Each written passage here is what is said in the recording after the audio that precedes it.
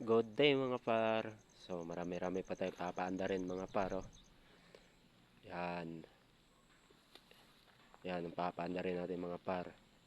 So dito muna tayo na-focus sa dump truck na to, kulay green, kasi gagamitin to sa sunod project. So yan, nakaangat na yung cowl. Dami pa to dito mga project mga par na dapat yung gagawin dito, napapatakbuhin.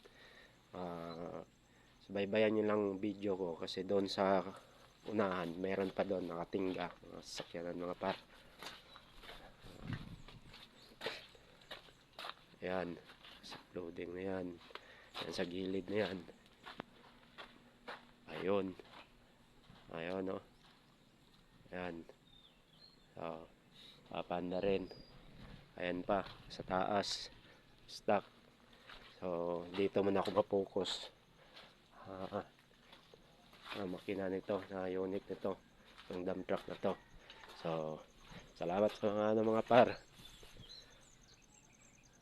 Ayan mga par. Okay.